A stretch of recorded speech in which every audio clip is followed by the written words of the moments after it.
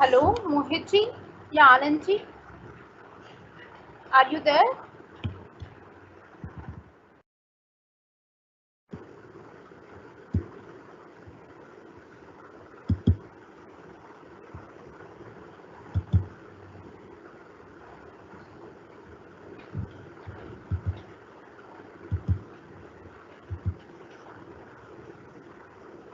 Yes ma'am, good afternoon ma'am, आवाज आ रही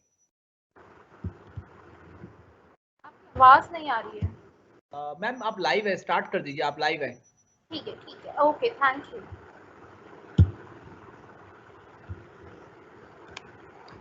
Very good afternoon to everyone. Welcome to the second class of advertising, personal selling and salesmanship. Let me give you a quick recap of whatever we discussed in the last class so that you will be able to recollect. So here I have presented my screen. In the last class, we discussed that what is the integrated marketing communication. I told you that when you have different channels of communication and you make them in a manner that they are totally linked with each other, that is known as the integrated marketing communication. Let me repeat, जब आपके पास अलग अलग काफ़ी सारे channels होते हैं अपने customer से कनेक्ट करने के और आप उन चैनल्स को मर्ज करके एक पूरा नेटवर्क बनाते हैं सो दैट एवरीथिंग, हर चीज़ बहुत ज़्यादा सिंक्रोनाइजेशन में हो, लिंक्ड हो एक दूसरे से, उसको हम इंटीग्रेटेड मार्केटिंग कम्युनिकेशन कहते हैं. Then we discussed some of the channels: advertising, publicity, public relation, and many more. Then we discussed that each channel has its own importance and its own features. One cannot go alone with one channel because if you want to penetrate a larger audience, अगर आप बड़े group को penetrate करना चाहते हैं, एक बहुत बड़ी मार्केट तक पहुंचना चाहते हैं, कम्युनिकेट करना चाहते हैं, तो आप एक चैनल के ऊपर रिलाय नहीं कर सकते. आपको एडवर्टीजमेंट की भी जरूरत होगी, पब्लिसिटी की भी जरूरत होगी, आपको पब्लिक रिलेशन बनाने की भी नीड होगी, आपको इस तरीके से पैकेजिंग भी करनी होगी. तो सिर्फ एक चैनल आपके लिए इनफ नहीं होगा. Then we discussed the importance of IMC. Why it is important? तो सबसे पहले you have to make your people, your customers, your audience aware about the product that we exist in the market.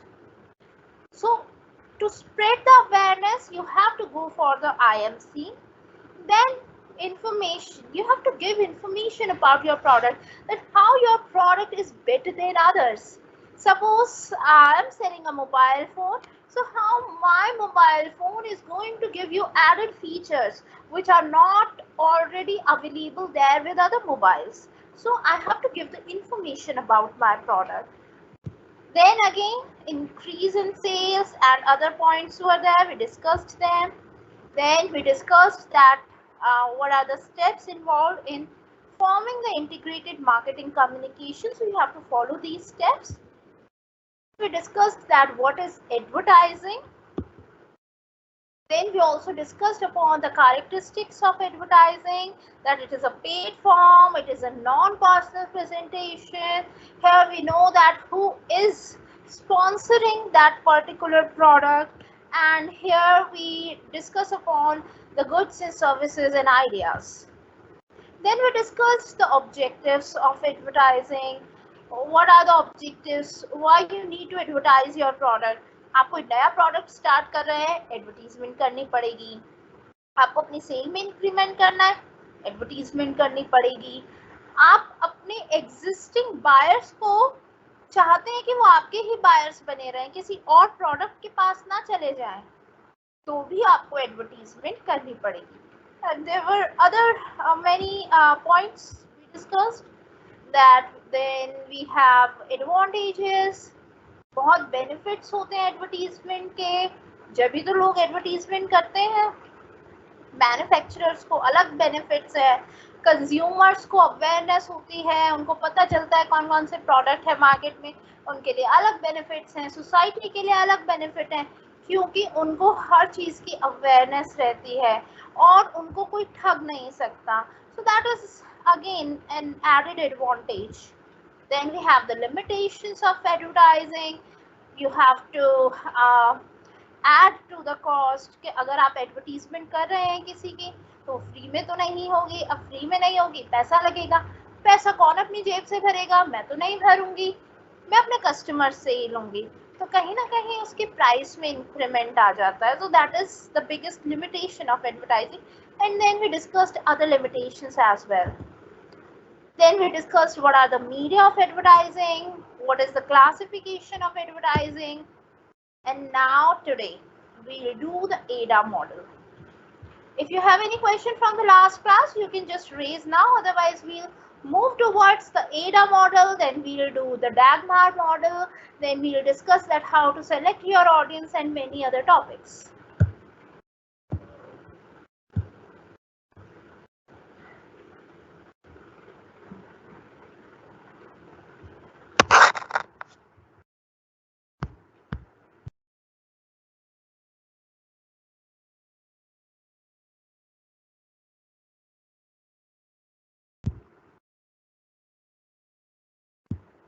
Now let me, I hope my screen is visible.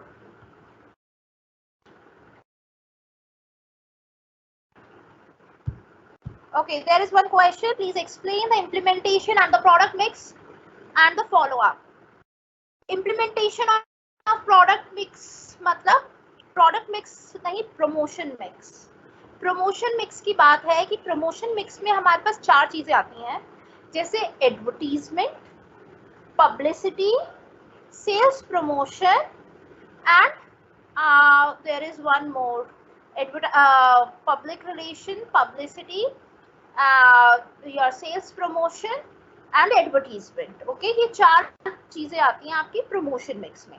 अब promotion mix का मतलब है कि मुझे अपने product के बारे में पता है कि क्या उसके फीचर्स हैं, क्या उसके डिसएडवांटेजेस हैं, तो मैं उन चीज़ों को कैसे कम्युनिकेट करूंगी.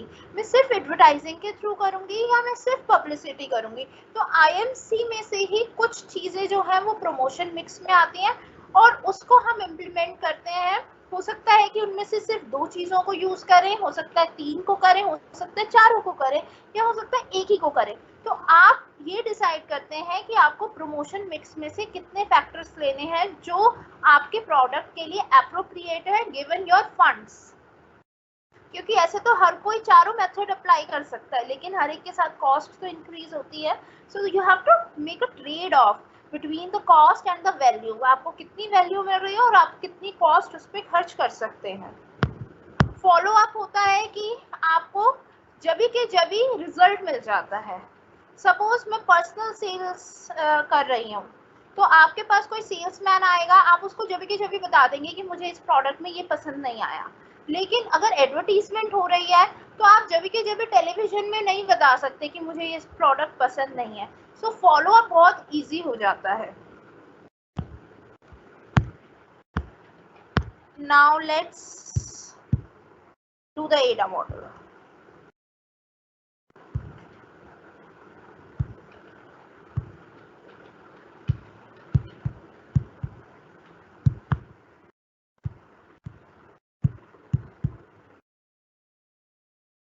Okay. Now my screen must be visible to you.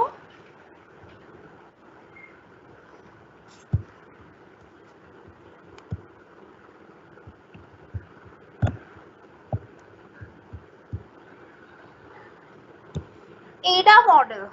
अब हमारे पास अलग अलग मॉडल्स होते हैं जिसको हम अप्लाई करते हैं ताकि हम अपने कस्टमर्स तक पहुंच सकें, कम्युनिकेट कर सकें और उनको कंपेल कर सकें, यानी उनको मजबूर कर सकें कि वो हमारा प्रोडक्ट खरीदें. उनमें से एक मॉडल है ADA मॉडल, जो आपको हेल्प करेगा और आपको अलग अलग स्टेप्स बताएगा कि पहले आप ये करें, फिर ये करें, फिर ये करेंगे तो कहीं ना कहीं आपका कस्टमर आपसे प्रोडक्ट खरीदने को तैयार हो जाएगा। तो एडा मॉडल स्टैंड्स फॉर अटेंशन, यानी सबसे पहले क्या होता है, आप कोई एडवर्टीजमेंट दिखा रहे हैं, एडवर्टीजमेंट में पहले अटेंशन जाएगी। सपोज मैं टेलीविजन देख रही हूँ और एकदम से किसी न्यू प्रोडक्ट की एडवर्टीजमेंट आई, तो इट ग्रैब्ड माय अटेंशन, यानी मैंने पहले अटेंशन दी कि let me see what is this, किस चीज की एड है, कौन सा ब्रांड है, किस तरीके का प्रोडक्ट है, कौन कौन से फीचर्स हैं। उन्होंने मेरी अटेंशन ग्रैब की, पहले मैंने उनको अटेंशन दी। फिर जब मुझे पता चला ओके इस पर्टिकुलर ब्रांड की एड है, तो मेरा इंटरेस्ट हुआ उसमें, ये सेकंड स्टेप होगा। यानी जैसे जैसे आप किसी चीज को अटेंशन देने लगते हैं, आप उस चीज में इंटरेस्टेड होने लगते हैं। यूजुअली हो सकता है कि आपने अटेंशन दी और आपको ज्यादा आपके काम की चीज नहीं थी, इसलिए इंटरेस्ट नहीं भी हुआ। तो हम यहाँ पर वो उन प्रोडक्ट्स की बात कर रहे हैं जिसको आप एक्चुअली खरीदना चाहेंगे। तो पहले तो आप अटेंशन देते हैं उसको, फिर इंटरेस्ट क्रिएट होता है धीरे धीरे कि ओके सपोज मैंने टेलीविजन पे ऐड देखी, मुझे अच्छे से पता नहीं चला कि इसके बारे में क्या क्या है, मैंने इंटरनेट पे सर्च किया, यानी मेरा इंटरेस्ट पैदा हो गया उस प्रोडक्ट में। I am interested in that product, this is the second step. Then third step, Dzire.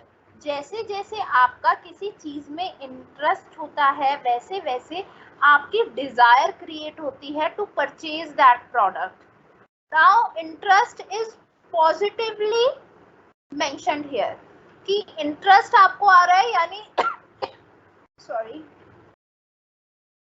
अगर किसी चीज में आपको इंटरेस्ट आ रहा है यानी आप उस चीज को खरीदना चाह रहे हैं। तो डिजायर थर्ड स्टेप है। once you would be interested you would create desire to purchase that, and finally when you have desire your desire would be converted into action। यानी एक बार जब आपकी इच्छा जागृत हो गई किसी भी प्रोडक्ट को खरीदने में, तो उसके बाद आप उसको खरीदेंगे, एक्शन करेंगे एक्चुअली। क्योंकि सिर्फ इच्छा से तो मैन्युफैक्चरर का कुछ नहीं होगा। ऐसे तो मेरा बहुत मन करता है मैं ये खरीद लूं या वो खरीद लूं, लेकिन उससे मैन्युफैक्चरर को कोई फायदा नहीं जब तक मैं एक्चुअली नहीं खरीदती। इसीलिए लास्ट स्टेप है एक्शन। तो कोई भी कंपनी, कोई भी मैन्युफैक्चरिंग कंपनी या फिर सेलर एडा मॉडल पे वर्क करता है। पहले वो आपकी अटेंशन ग्रैब करता है, फिर वो आपका इंटरेस्ट जगाने की कोशिश करता है, फिर आप में डिजायर क्रिएट करता है उस चीज को खरीदने की, और फाइनली आप एक्शन में आते हैं। इन चारों चीजों में कोई भी डाउट?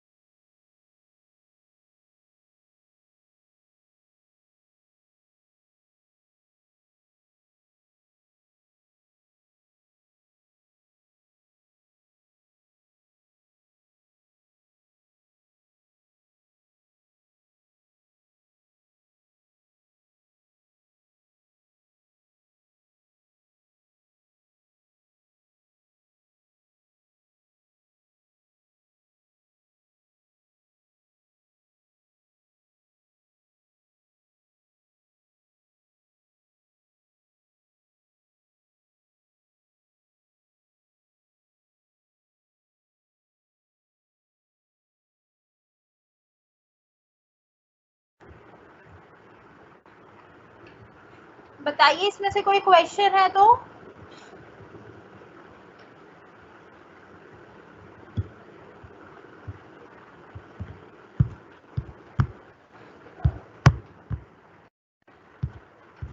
मैंने दोबारा शेयर किया है, आई hope it is visible now.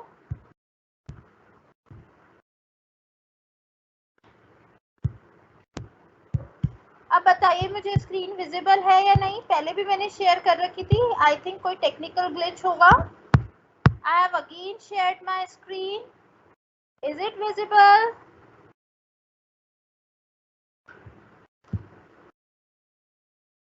Is my screen visible?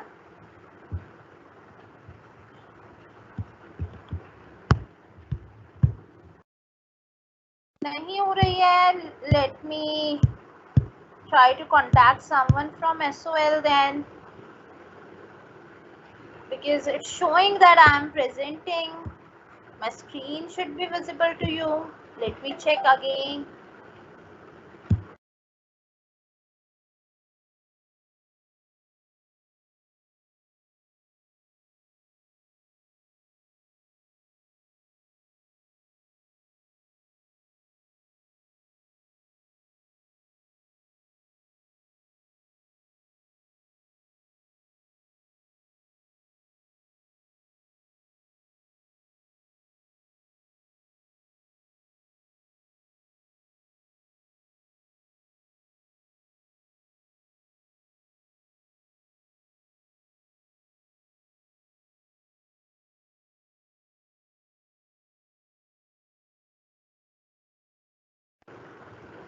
Am I audible?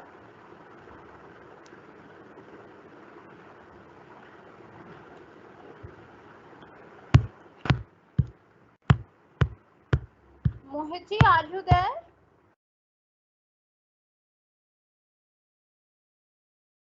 Mohit ji from SOL, are you there?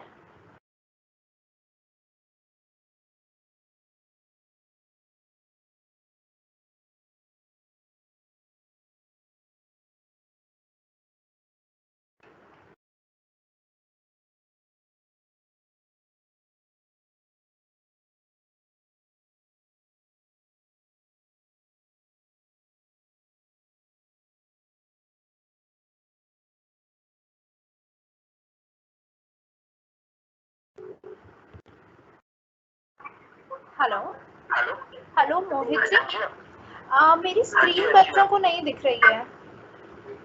मैं चेक करता हूँ। हाँ, आप एक बार चेक करो, यहाँ पर तो दिखा रहा है।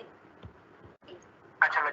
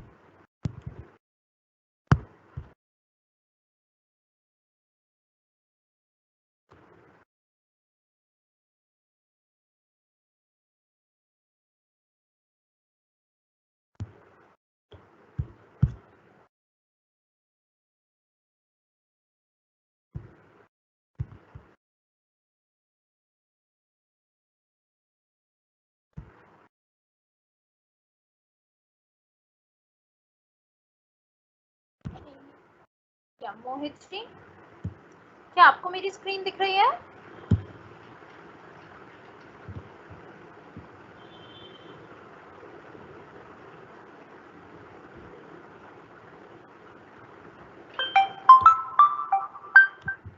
हेलो, अच्छा बच्चे कह रहे हैं कि आ नहीं रही है।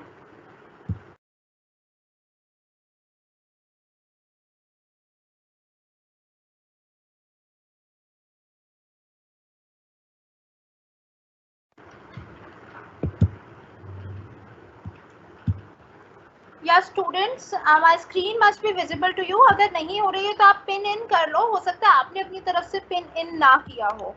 Okay, let me continue. So as we were discussing upon the ADA model, it is stand for attention, interest, desire and action. और कोई भी मैन्युफैक्चरर, एडवर्टाइजर आपको इन स्टेप्स के थ्रू परसुएट करता है फाइनल परचेज के लिए। So firstly it has to create the attention, then the interest, then the desire, and finally you would come into the action. Here we have given these 4 elements with the examples. शायद आपको screen में वैसे problem आ रही है. Let me switch off the camera so that ज्यादा data ना लगे और आपको स्क्रीन अच्छे से और वॉइस अच्छे से सुनाई दे. AIDA model. The steps involved in AIDA model are as we discussed: attention, interest, desire, and action. Attention, it is the first step in marketing or advertising, is to consider how to attract the attention of consumers.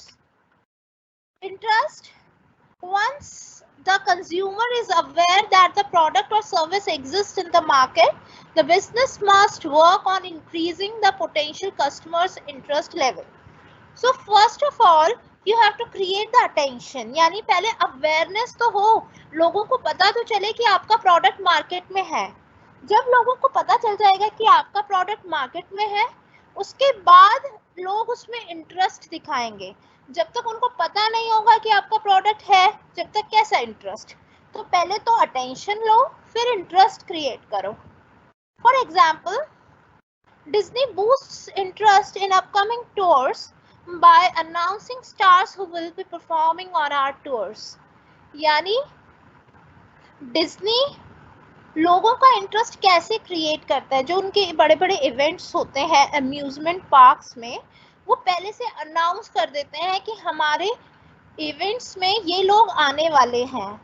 या फिर आपका interest create करने के लिए आपने देखा होगा कि कुछ ट्रेलर्स आते हैं. ट्रेलर्स सिर्फ इसलिए होते हैं ताकि मेन मूवी में आप इंटरेस्ट ले सकें. सो इंटरेस्ट क्रिएट करने के लिए पहले कुछ पार्ट आपको दिखाया जाता है मूवी का. या फिर आपने देखा होगा कुछ एडवर्टीजमेंट्स होती हैं जो बिल्कुल 1-2 सेकंड की दिखाते हैं, फिर टू बी कंटिन्यूड दिखा देते हैं ताकि आपका इंटरेस्ट उसमें क्रिएट हो सके. तो पहले अटेंशन लो, फिर इंटरेस्ट क्रिएट करो. Third step is desire. After the consumer is interested in the product or service, then the goal is to make consumers desire it, moving their mindset from I like it to I want it. यानी जब आप किसी product में interested होते हैं, उसके बारे में आप और चीजें सर्च करते हैं, इंटरेस्ट धीरे धीरे बढ़ता जाता है. वो इंटरेस्ट एक ऐसे लेवल पर आ जाता है जिसमें आपकी डिजायर क्रिएट होने लगती है कि now I want it. Suppose television पे एक वैक्यूम क्लीनर की एड आई. सबसे पहले तो मैंने देखा कि अच्छा ये वैक्यूम क्लीनर किस ब्रांड का है. सपोज फिलिप्स का वैक्यूम क्लीनर है. फिर उसमें इंटरेस्ट क्रिएट किया गया by describing its features. I got interested, लेकिन उसमें सारी चीजें नहीं बताई गई.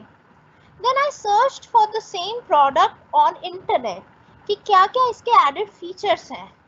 मैंने देखा कि इसके features तो बहुत अच्छे हैं. At the same time it is low priced also. ज़्यादा पैसे नहीं लग रहे हैं.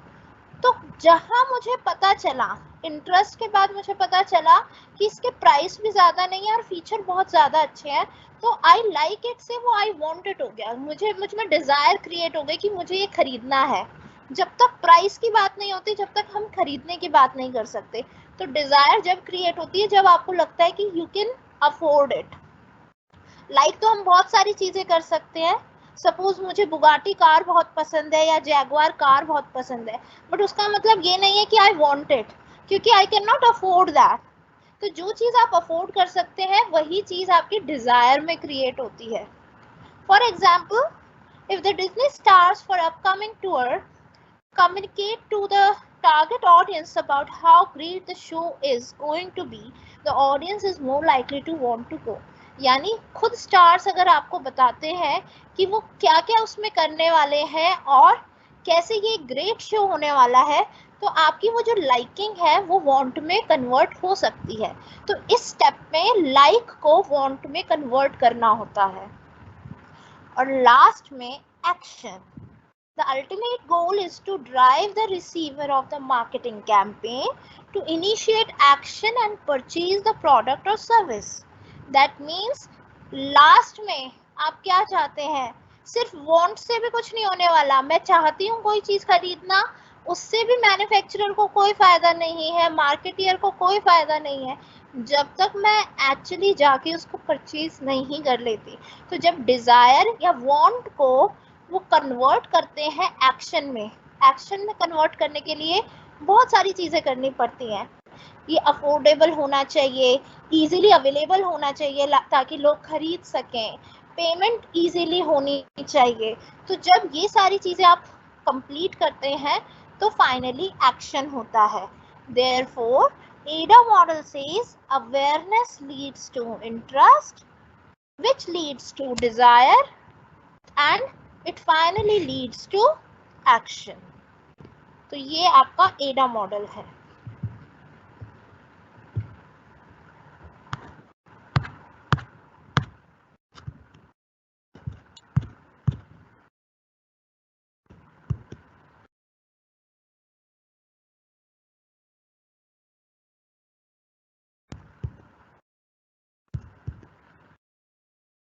Let me again share my screen.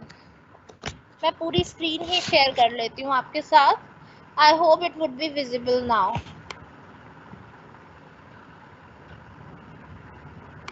Is it visible?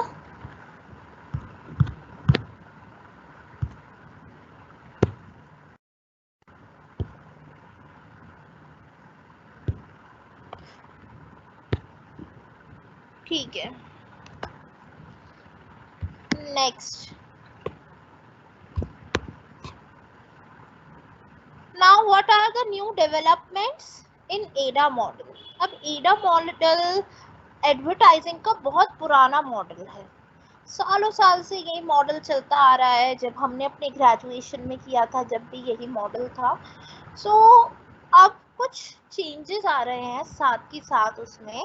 जैसे जैसे मार्केटिंग ओरिएंटेशन चेंज हो रहा है, जैसे आपने पढ़े होंगे मार्केटिंग कंसेप्ट्स.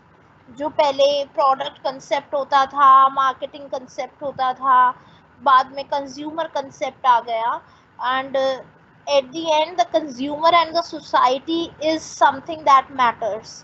तो इसी तरीके से इनमें भी न्यू डेवलपमेंट्स हो रहे हैं मॉडल्स में, और we have listed out some of the new developments.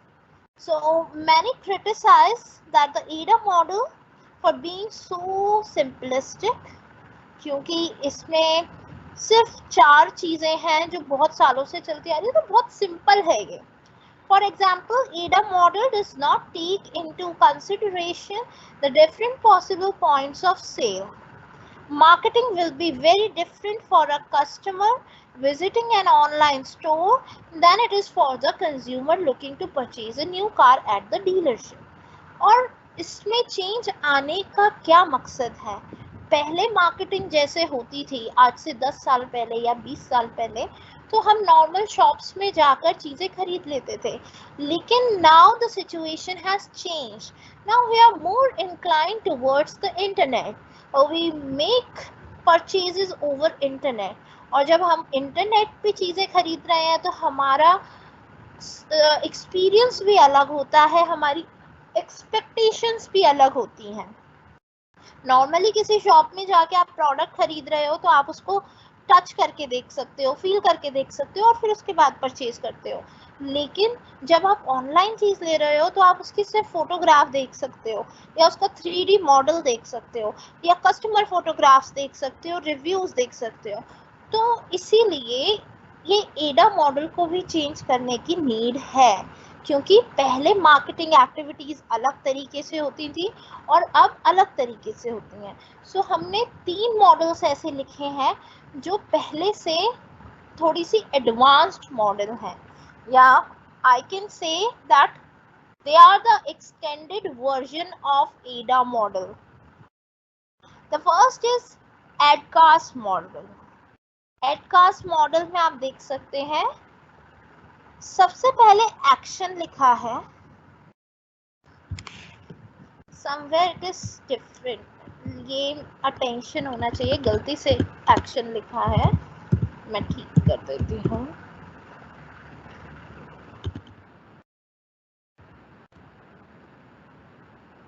Yes, अब ठीक है। सबसे पहले अटेंशन ही होगा, एक्शन नहीं हो सकता है। अटेंशन क्रिएट कर रहे हो, फिर इंटरेस्ट क्रिएट कर रहे हैं, फिर डिजायर कर रहे हैं। यहाँ तक तो एडा मॉडल वाले ही 3 चीजें हैं।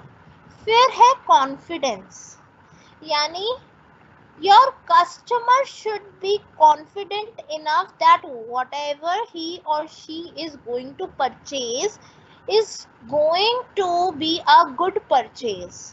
यानी डिजायर तो क्रिएट हो गई। सपोज मैंने सोच लिया कि मुझे बुगाटी कार लेनी है, लेकिन मेरा उसमें पूरा कॉन्फिडेंस होना भी जरूरी है कि yes I need it and I can afford it. So वो कॉन्फिडेंस क्रिएट करना है आफ्टर डिजायर। डिजायर के बाद कॉन्फिडेंस, फिर एक्शन होना चाहिए।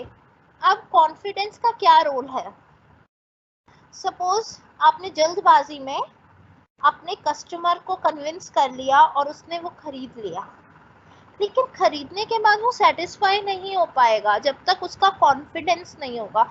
इसीलिए अब आपने देखा होगा जितने भी मैन्युफैक्चरर्स हैं, रिटेलर्स हैं, मार्केटियर्स हैं, वो आप कोई भी चीज़ परचेज करते हो उससे पहले आपको इनफ टाइम देते हैं कि आप सोच लो फिर परचेज करना, ताकि वो आपका कॉन्फिडेंस बिल्ड कर सके। तो डिजायर और एक्शन के बीच में हमें कॉन्फिडेंस होना जरूरी है, और कॉन्फिडेंस होगा तभी सेटिस्फैक्शन होगा।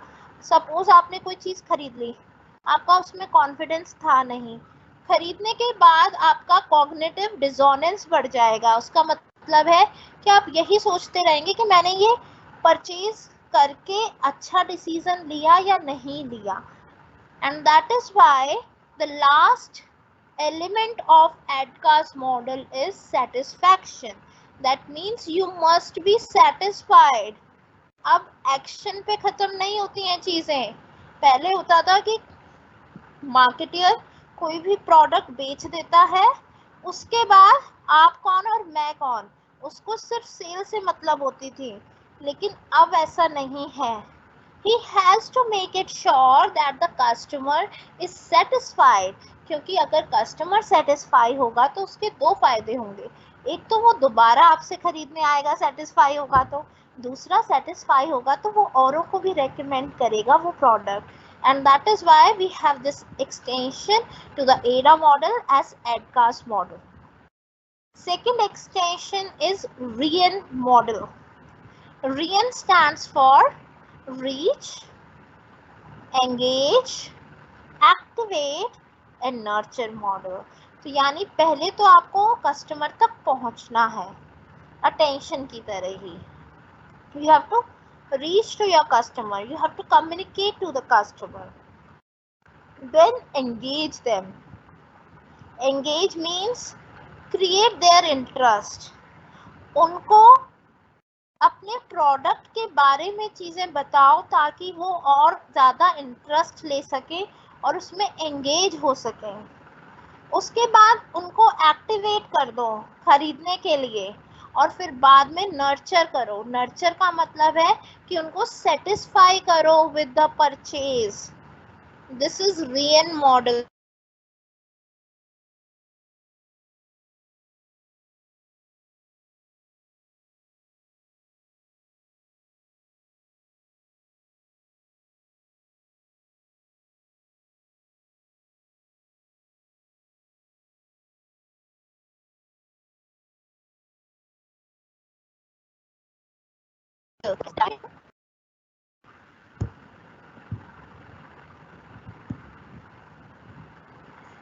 Give me a minute.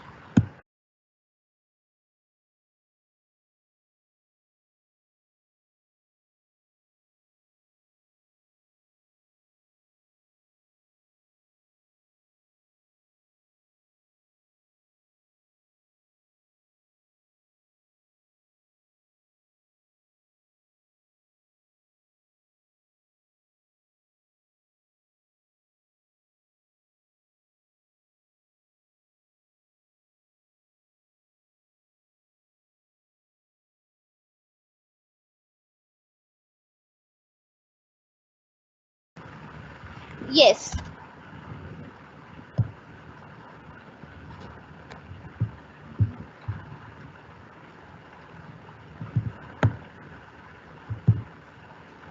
We were discussing about the third model, that is NADAS model. NADAS model stands for need, attention, interest, trust, design, action, satisfaction and evaluation. So it is a comprehensive model that includes each and everything. सबसे पहले तो आपको लोगों की need को पहचानना है, यानी पहले के सारे मॉडल्स में हमने लोगों को अटेंशन ग्रैब करने के लिए कम्युनिकेट किया था, लेकिन ये मॉडल कहता है कि पहले लोगों की नीड जानो कि उनको क्या चीज चाहिए और उसके बाद कम्युनिकेट करो। हो सकता है कि टेलीविजन पे 10 एडवर्टीजमेंट आती हो जिसमें से मुझे 2 या 3 प्रोडक्ट में ही इंटरेस्ट हो, तो इसीलिए पहले उनको टारगेट ऑडियंस देखनी जरूरी है कि किसको मेरे प्रोडक्ट की एक्चुअली नीड है, ताकि मैं सिर्फ उन्हीं को कम्युनिकेट कर पाऊँ। अब मैं 20 लोगों को एडवर्टीजमेंट करूंगी जिसमें से सिर्फ 2 लोग इंटरेस्टेड होंगे, तो मैंने तो फालतू में 20 लोगों पे पैसा खर्च कर दिया। लोग नीड तो मेरे प्रोडक्ट की सिर्फ 2 लोगों को थी, सिर्फ उन 2 लोगों को ही मैं अगर एडवर्टीजमेंट दिखाती तो मेरा पैसा भी बच जाता और रिजल्ट तो वही निकलना था। तो इसीलिए have a more targeted group. So just sense about the need या फिर क्रिएट करो need, then grab the attention, then make them interested, then next create the trust। जो मैंने वहां ऊपर कॉन्फिडेंस बताया, यहाँ पे ट्रस्ट आ गया, वो सेम ही चीज है कि योर कस्टमर या prospect customer should have trust over you, कि उसको पहले ट्रस्ट होना चाहिए उस ब्रांड पे कि मैं जो खरीदने जा रहा हूँ वो जरूरी है। ये डिजाइन नहीं डिजायर है।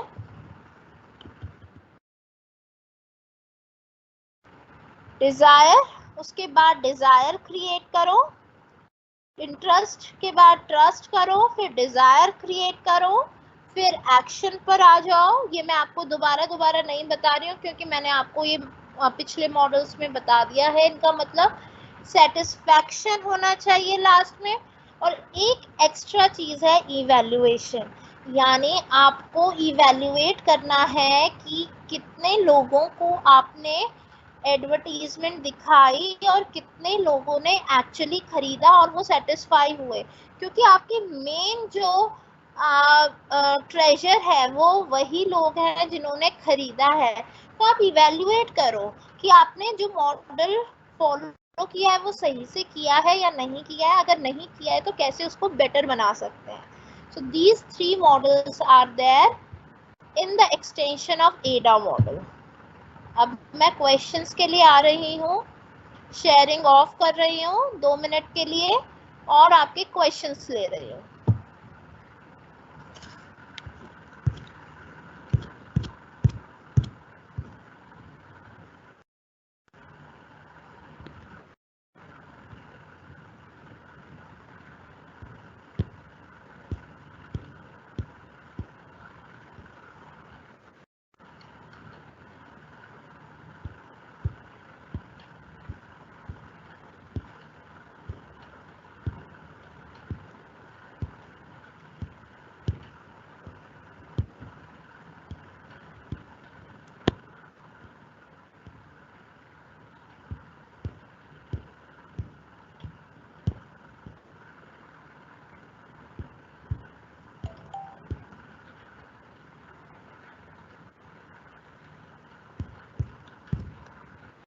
इस क्लास की पीपीटी का लिंक मैंने लास्ट क्लास में आपको दिया था, मैं आज दोबारा दे दूंगी अभी एंड में।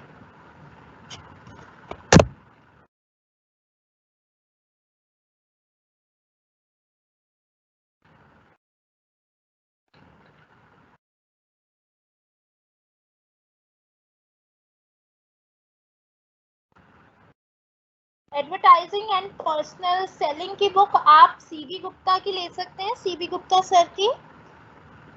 Amazon पे अवेलेबल है, 295 रुपीज की अवेलेबल है। अगर आपको वहां से लेनी है वहां से ले सकते हैं, किसी शॉप से लेनी है वहां से ले सकते हैं। बुक का नाम है एडवर्टाइजिंग एंड पर्सनल सेलिंग और ऑथर का नाम है CB Gupta. C for Chennai, B for Bombay, Gupta. Okay, rayon model में आपको बता दूंगी, पीपीटी ये वाली शेयर हो जाएगी लास्ट में, क्लास के लास्ट के 10 मिनट्स में मैं आपके साथ पीपीटी शेयर कर दूंगी। हाँ, इसी पीपीटी में अवेलेबल है लास्ट क्लास का भी।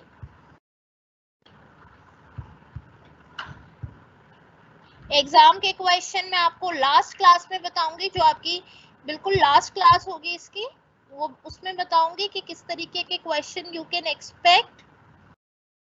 ऑफलाइन एग्जाम होंगे आपके। रियल मॉडल पे मैं आ रही हूँ दोबारा। पीपीटी मैं आपके साथ शेयर कर ही रही हूँ, स्क्रीन मैंने अभी ऑफ किया है ताकि आपके क्वेश्चन ले सकूं। ओके, रियल मॉडल में प्रॉब्लम है, मैं रियल मॉडल आपको दोबारा बता देती हूँ।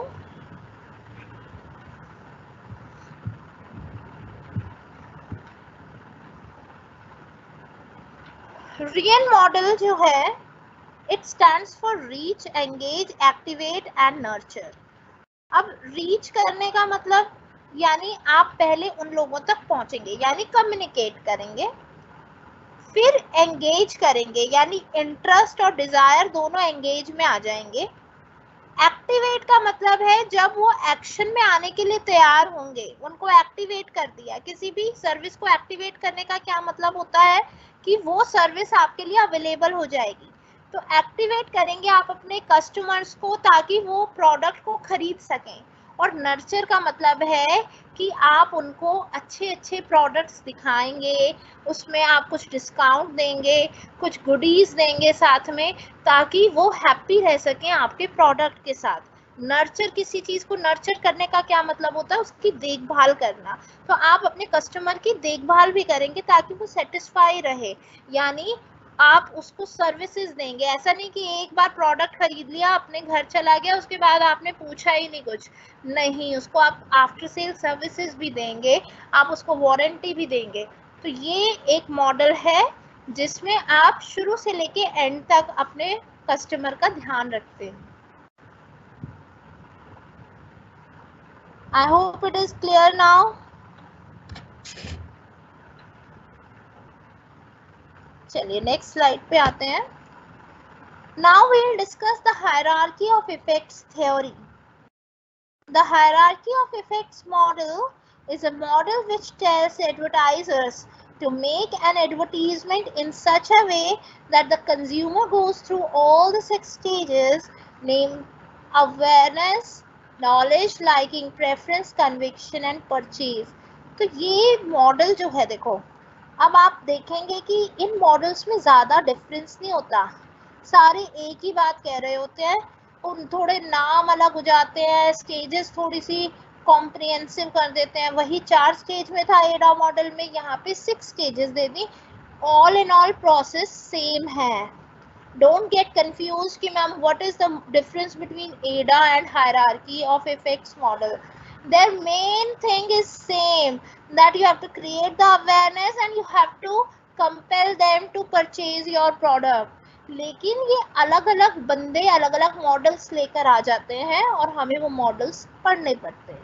ठीक है, तो इसमें कोई ज़्यादा डिफरेंस नहीं है, बस नेम अलग अलग है, स्टेप्स अलग अलग है, काम वही है। अब हायरार्की ऑफ इफेक्ट्स थियरी कहती है कि हर एडवर्टाइजर को अपनी एडवर्टीजमेंट इस तरीके से बनानी चाहिए ताकि हर कस्टमर इन 6 स्टेप्स से गुजरकर परचेजेस करे। ये 6 स्टेप्स हैं: awareness, knowledge, liking, preference, conviction and purchase. This model was created by Robert J. Levitt and Gary A. Steiner. In 1961, the hierarchy of effects model suggests 6 steps to consumer buying behavior. It is a theory of consumer buying behavior जो कहता है कि consumers इन 6 step से गुजरकर कोई भी product खरीदने के लिए या फिर लास्ट में जो परचेज करता है या परचेज करने का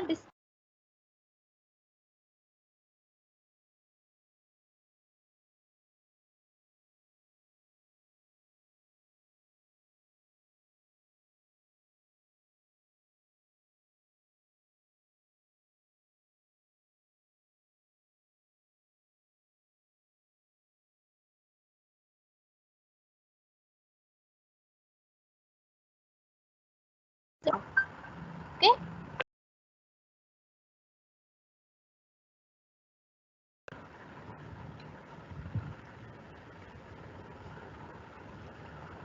The hierarchy of effects model is created by Robert और ये 6 स्टेप्स से होकर गुजरते हैं. अब देखिए ये 6 स्टेप्स कौन कौन से हैं. हायरार्की ऑफ इफेक्ट्स थ्योरी में हमारे पास 6 स्टेप्स हैं जिनको हमने 3 स्टेजेस में डिवाइड किया है. यानी पहली स्टेज होती है कॉग्निटिव स्टेज, दूसरी होती है अफेक्टिव और थर्ड होती है कोनेटिव. कॉग्निटिव यानी किसी चीज को जानना, अफेक्टिव यानी किसी चीज के प्रति रिएक्ट करना और कोनेटिव यानी किसी चीज के लिए एक्शन में आना. तो ये तीनों चीज 3 स्टेजेस हैं और उसके स्टेप्स हैं अवेयरनेस. अवेयरनेस मतलब सबसे पहले आपके प्रोडक्ट के बारे में लोगों को पता हो, फिर उनकी नॉलेज एनहांस हो उस प्रोडक्ट के बारे में. जब नॉलेज होगी तो लाइकिंग क्रिएट होगी उस प्रोडक्ट के लिए. फिर लाइकिंग के बाद वो प्रेफरेंस देंगे. प्रेफरेंस का मतलब है कि आपके प्रोडक्ट को ज्यादा लाइक करेंगे और दूसरे के प्रोडक्ट को कम लाइक करेंगे. आपको प्रेफरेंस दी जाएगी 4th स्टेप में. 5th स्टेप में वो अपना माइंड बना लेंगे कि आपका प्रोडक्ट खरीदना है और 6th स्टेप में वो फाइनली आके खरीद लेंगे.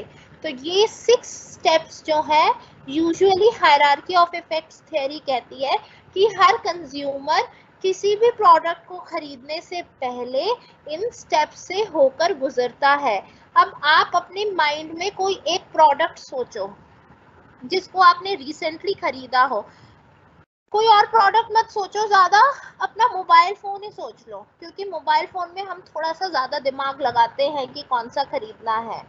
तो आपको कैसे उस ब्रांड के बारे में पता चला, फिर थोड़ी सी नॉलेज हुई इस ब्रांड की, फिर आप पसंद करने लगे उस ब्रांड को, फिर आपको लगा कि ये ब्रांड दूसरों से बेटर है, फिर आपने मन बनाया कि मुझे ये खरीदना है और फिर फाइनली वो खरीद लिया. सब अपने माइंड में एक बार इस थियरी को सोचो और देन यू विल रियलाइज कि yes you have gone through all these steps while making this purchase.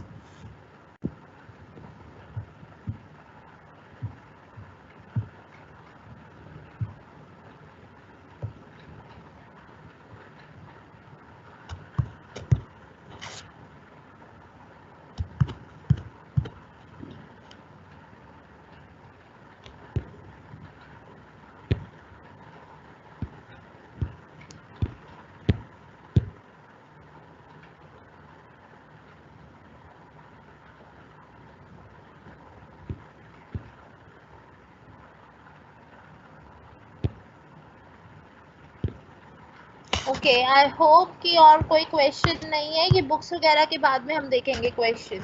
आप इसके बारे में सोचो अभी, hierarchy of effects model.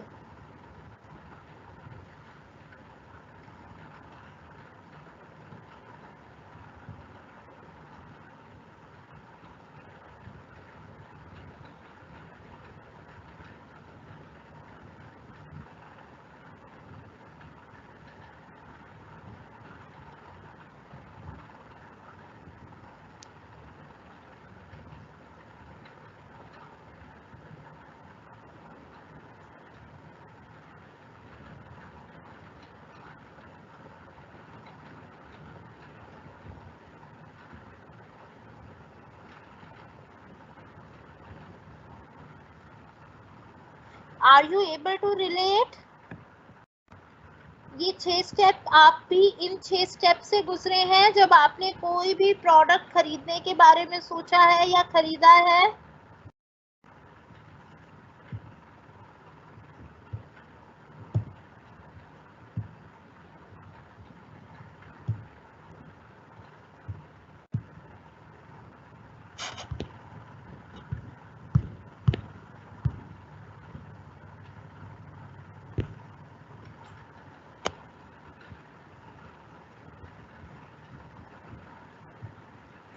Cognitive stage का मतलब होता है जब हम किसी के लिए कॉग्निशन करते हैं। कॉग्निशन का मतलब है हम किसी चीज को जानने लगते हैं।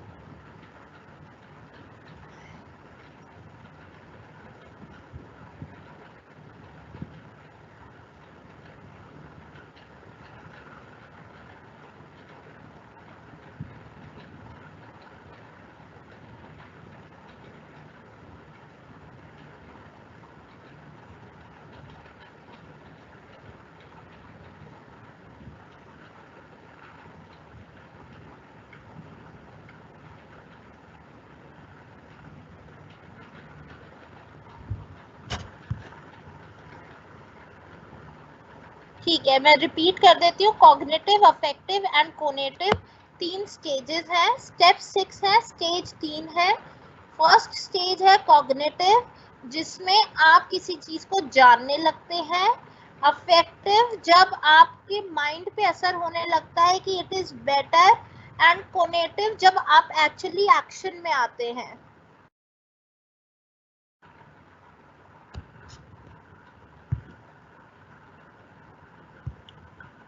मेरी लास्ट क्लास यहीं पे अवेलेबल होगी या फिर आपको वैसे 3 से 4 दिन लग जाते हैं। अपने डैशबोर्ड पे जाएंगे आप 3 या 4 दिन बाद, तो आपके वहां पर अवेलेबल होगी मेरी क्लास।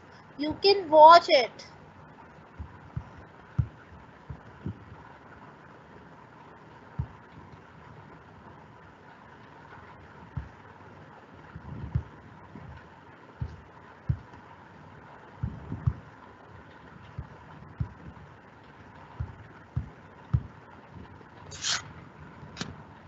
कन्विक्शन का मतलब है जब आप श्योर हो जाते हैं कि मुझे ये चीज खरीदना है।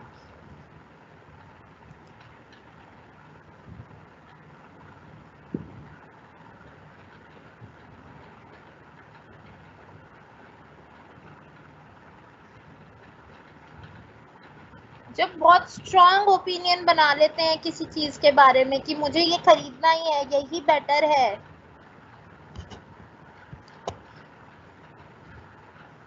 जब आपने मोबाइल फोन खरीदा होगा, शॉप पे गए होंगे, तो आपके माइंड में कन्विक्शन होगा कि मुझे ये वाला मॉडल ही खरीदना है।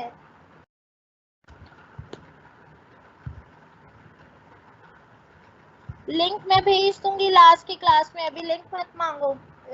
सॉरी, लास्ट के 10 मिनट्स में। ठीक है, अगर रुचि गुप्ता मैम की ले ली है बुक तो भी ठीक है। बुक्स सब कुछ सेम होता है क्योंकि ये मॉडल्स वगैरह कोई डिफरेंट नहीं होते। थोड़ी बहुत लैंग्वेज का डिफरेंस होता है, लेकिन इंडियन ऑथर्स की सारी बुक्स इजी लैंग्वेज में है, तो आप कोई भी खरीद सकते हो as far as it is covering your syllabus, and the syllabus is already available with you.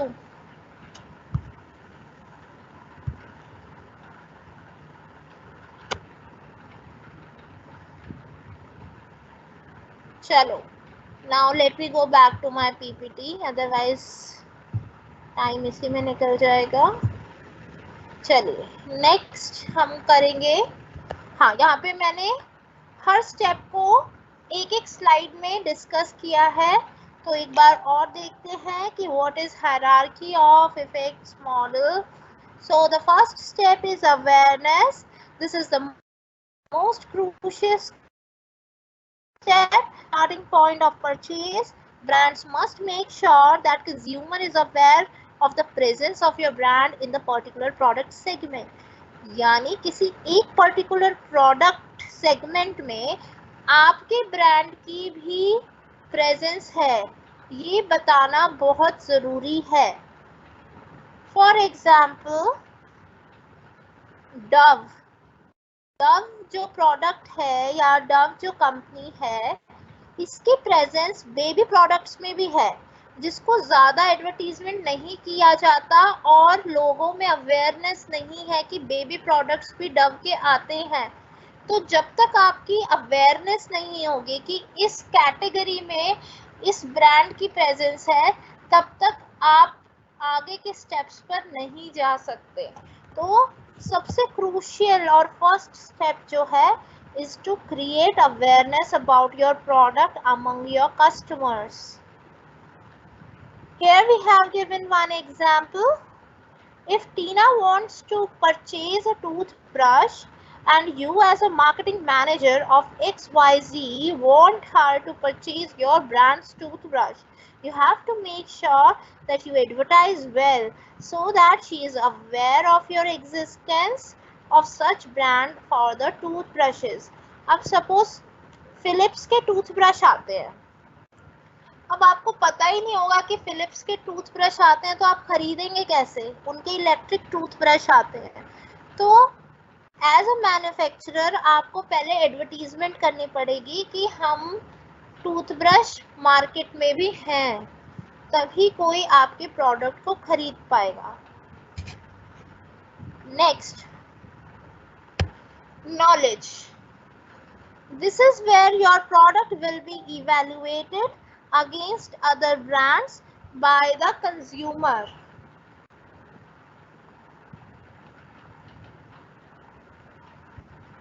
Make sure enough positive knowledge is available about your product through the internet.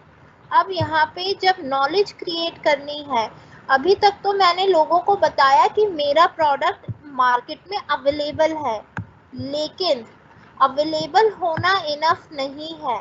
लोगों को सिर्फ बताया कि प्रोडक्ट है तो जाकर खरीद थोड़ी लेंगे। जब तक उनको पूरी नॉलेज नहीं दी जाएगी इस प्रोडक्ट के बारे में कि इसकी क्या फीचर है, इसका क्या प्राइस है, इसका क्या फायदा है।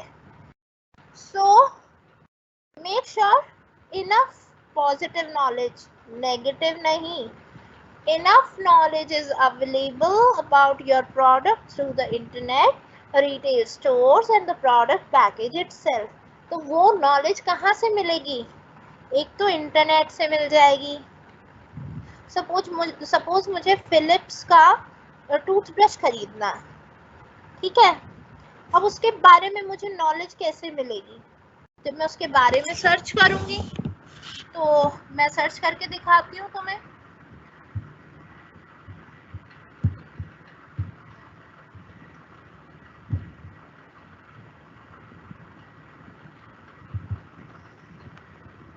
एक मिनट रुको, मैं सर्च कर रही हूँ, then I will share my screen.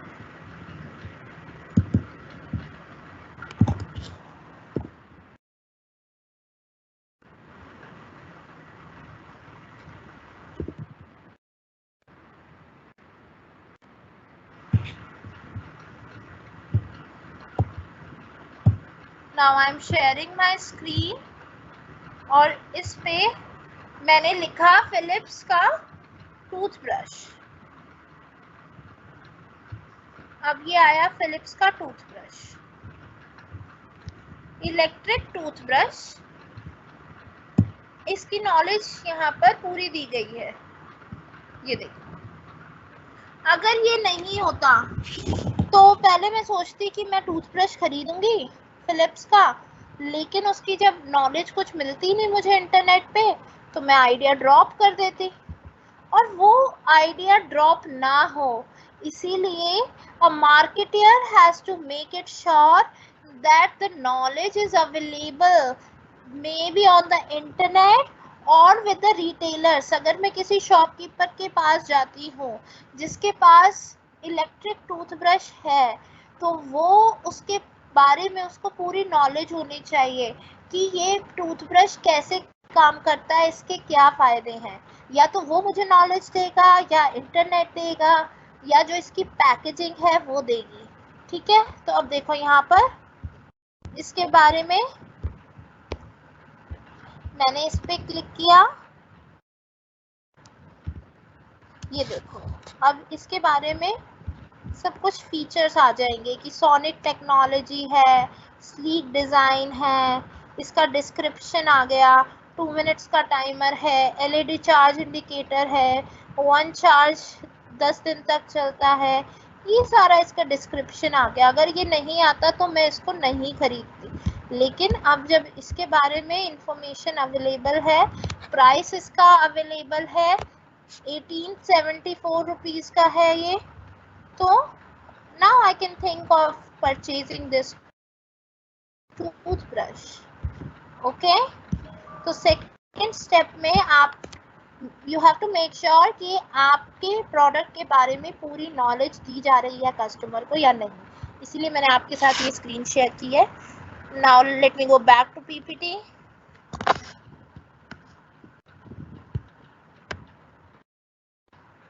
I hope it is clear. अब नेक्स्ट स्टेप पर आ जाते हैं, liking. This is where the consumer builds a liking to your product. अब आपने प्रोडक्ट देखा, जब पॉजिटिव नॉलेज दी जाएगी तो ही आपकी लाइकिंग क्रिएट होगी उस प्रोडक्ट के बारे में। This is where your product is being considered for its emotional benefits. Be sure to make them prominent. यानी लाइकिंग है वो किसी भी चीज़ को देखकर उसके कलर, उसके फीचर्स के लिए हो सकती है, एट द सेम टाइम आप किसी प्रोडक्ट को इमोशनली भी लाइक कर सकते हैं। तो लाइकिंग क्रिएट करना बहुत ज़रूरी है। फिलिप्स के टूथब्रश को देखकर, उसके बेनिफिट्स को देखकर आप में लाइकिंग क्रिएट हुई। फिर आ गया प्रेफरेंस।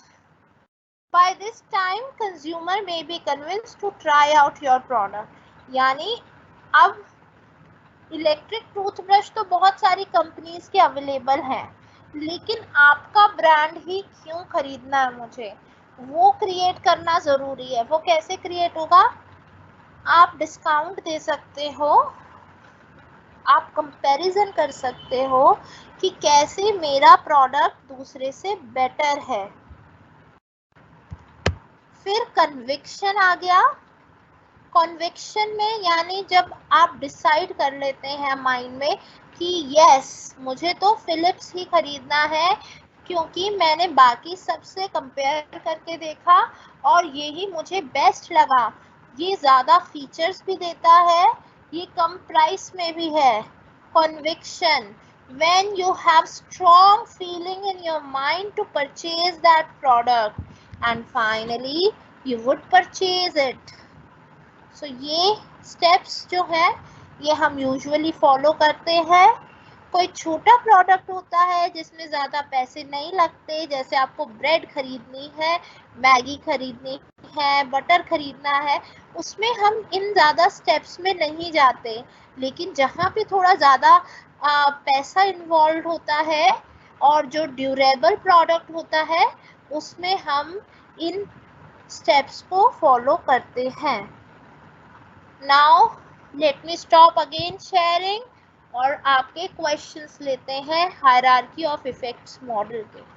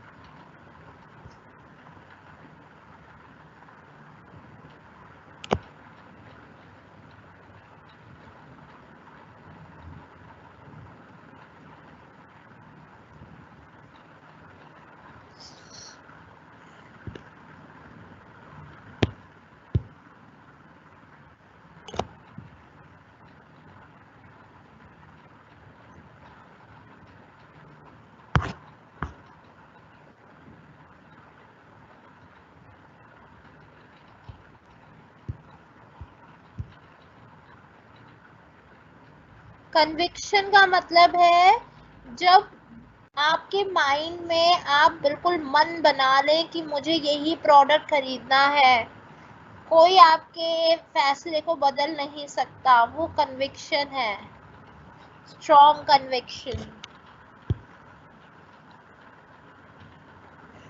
बुक जो है आप सीबी गुप्ता सर की ले सकते हो, मैंने बताया था, मैं लास्ट में पब्लिश कर दूंगी, मैं बुक का नाम पब्लिश कर दूंगी, लिंक शेयर कर दूंगी, पीपीटी उस पर शेयर हो जाएगी। ये लास्ट के 10 मिनट्स में करेंगे, क्लास के बीच में नहीं।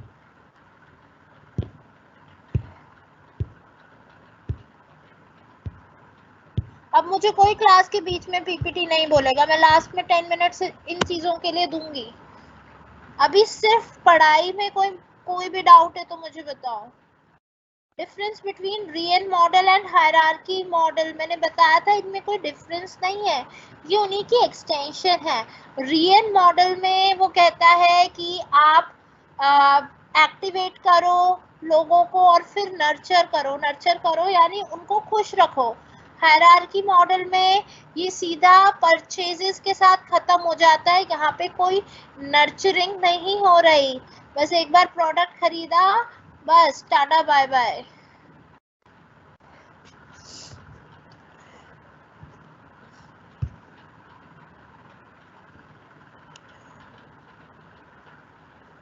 कोनेटिव यानी किसी चीज को एक्शन में लाना।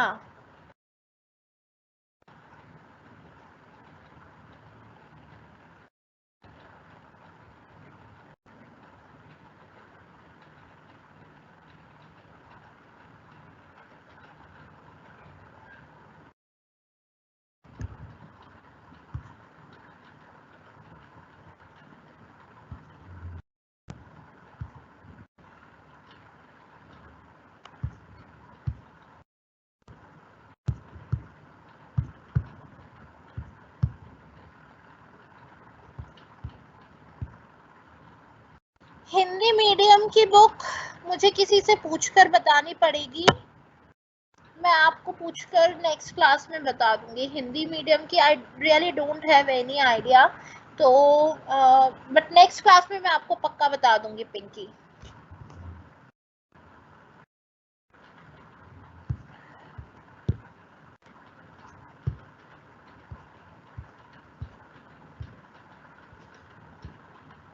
अभी मैं बीच में आपको ब्रेक नहीं दे रही हूँ, 3 बजे के बाद यू आर फ्री। चलो अब नेक्स्ट पीपीटी पर जाते हैं जिसपे हम डैगमार मॉडल पढ़ेंगे। आज हम सिर्फ मॉडल्स पढ़ेंगे।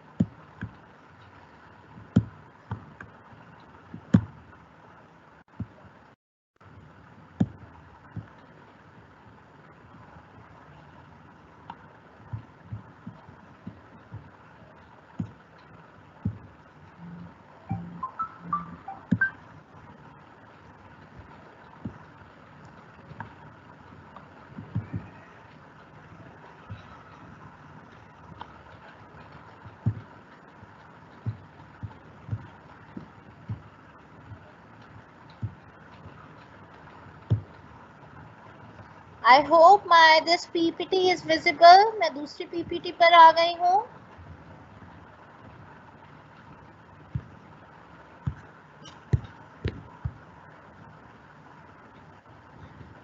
नेट डेज में मॉडल इवैल्यूएशन का मतलब है आप लास्ट में जब सेटिस्फाई कर देते हैं अपने कस्टमर को, उसके बाद इवैल्यूएट करते हो कि आपका मॉडल सही चल रहा था या नहीं। ऐसा तो नहीं था कि 20 लोगों को अवेयर करने के बाद सिर्फ एक ही परचेज हुई, तो यानी कहीं ना कहीं आपके मॉडल में प्रॉब्लम है और आपको उस पर काम करने की ज़रूरत है। तो इवैल्यूएशन किसी भी चीज़ का होता है, जैसे हम आपका एग्ज़ाम लेते हैं वैसे ही आप इवैल्यूएट करते हो कि आपका प्रोसेस सही चला या नहीं चला।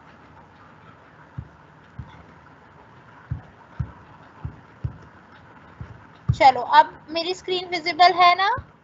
चलो हम डैगमार मॉडल करते हैं।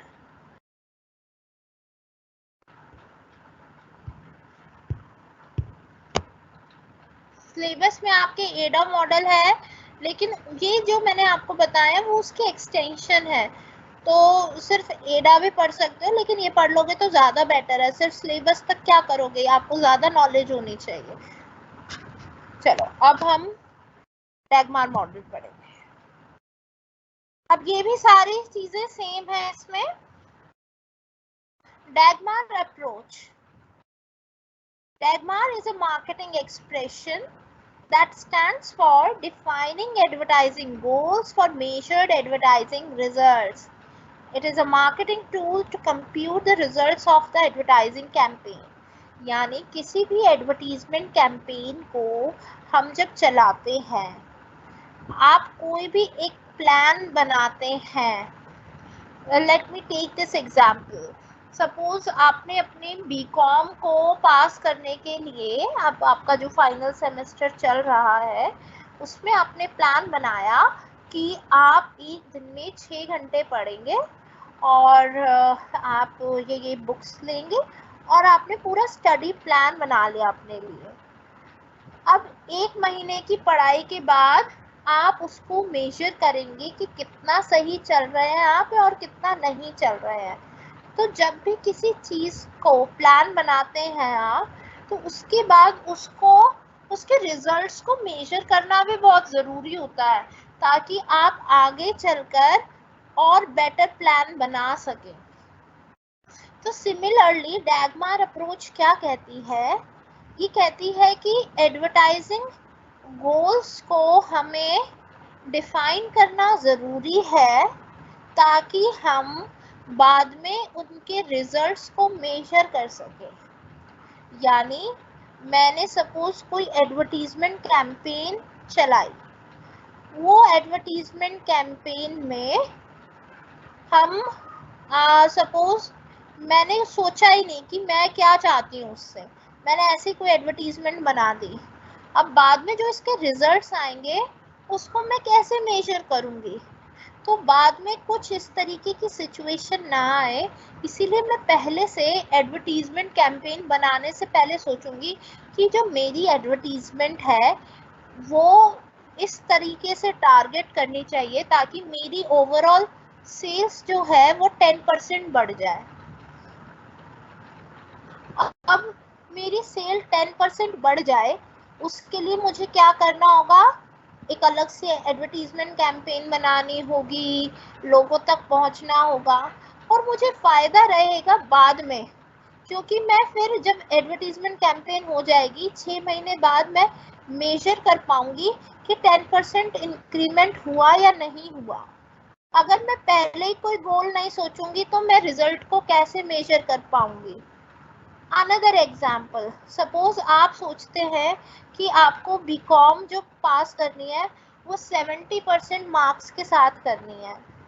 अगर आप 70 मार्क्स का क्राइटेरिया नहीं रखोगे तो धीरे धीरे चलता रहेगा, 50 भी आएंगे, 60 भी आएंगे, आप खुश रहेंगे।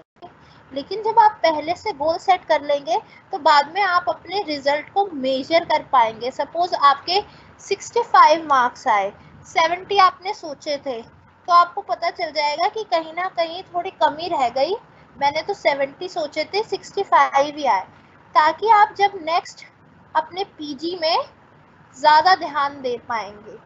तो इसी तरीके से डैगमार अप्रोच भी यही कहती है कि हर एडवर्टाइज़र को पहले से गोल सेट कर लेना चाहिए ताकि वो बाद में रिजल्ट को अच्छे से मेजर कर पाए।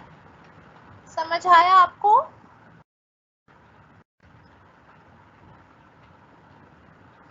Dagmar attempts to guide customers through ACCA model.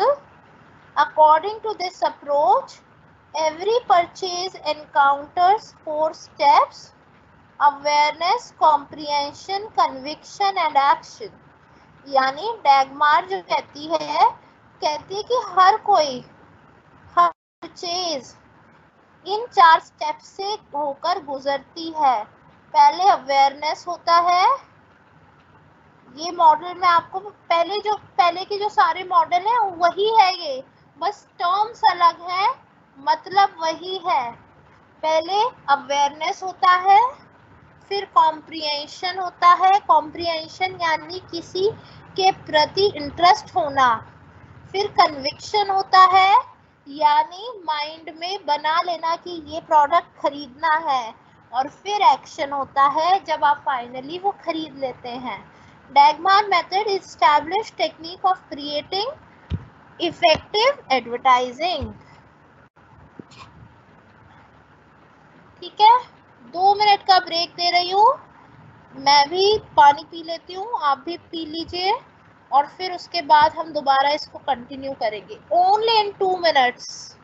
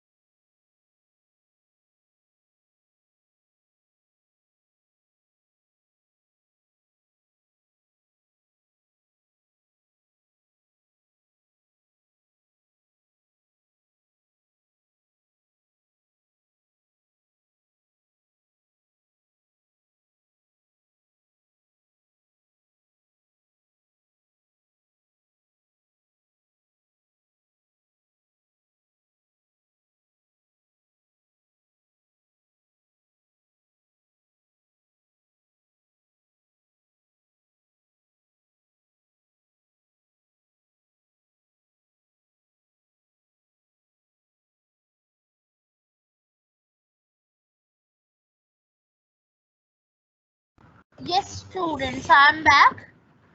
So, as we were discussing the Dagmar model, so it stands for Define Advertising Goals for Measuring Advertising Results. Here we have the history of Dagmar. Dagmar is an advertising model proposed by Rachel Coley in 1961. Rachel Coley advocated that effective advertising seeks to communicate rather than to sell. यानी उन्होंने कहा कि जो effective advertising है वो बेचने की बजाय, यानी सामान को बेचना मोटिव नहीं होना चाहिए, लेकिन उसका मोटिव होना चाहिए लोगों से कम्युनिकेट करना, प्रोडक्ट के बारे में, प्रोडक्ट के फीचर्स के बारे में. Advertisers discover whether their message conveyed enough information and understanding of a product to their consumers and also its respective benefits from the clear objectives. यानी एडवर्टाइजर्स को पता चला कि their message conveyed उनको they have to make it sure कि उनका message जो है वो अच्छे से कन्वे हो जाए लोगों तक इंफॉर्मेशन पहुंच जाए और लोगों में प्रोडक्ट की अंडरस्टैंडिंग क्रिएट हो जाए और जब भी उनको उसके ऑब्जेक्टिव से फायदा हो सकता है। ACCA मॉडल क्या कहता है? पहले अवेयरनेस क्रिएट करो, फिर कॉम्प्रिहेंशन क्रिएट करो, कॉम्प्रिहेंशन यानी इंटरेस्ट क्रिएट करो, फिर कॉन्विक्शन करो यानी जिसमें वो माइंड में बना लें कि मुझे यही प्रोडक्ट खरीदना है डिजायर की तरह, और फिर फाइनली एक्शन पे ले जाओ।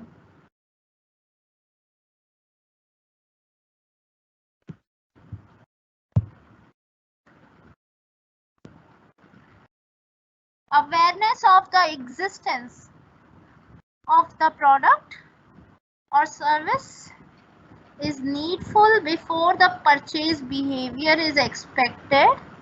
The fundamental task of advertising activity is to improve the consumer awareness of the product. यानी fundamental task advertisement का क्या है? जो main concern है, जो मेन ऑब्जेक्टिव है एडवर्टाइजिंग का, वो है अवेयरनेस फैलाना।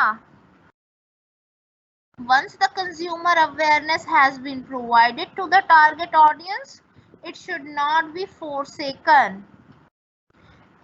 जब एक बार कंज्यूमर अवेयरनेस टारगेट ऑडियंस तक पहुंच गई तो वो बाद में किसी और से रिलेटेड नहीं, यानी आपने एक बार अवेयरनेस पहुंचा दी उसके बाद वो वापस नहीं हो सकता कुछ भी। The target audience tends to get distracted by other competing messages if they are ignored.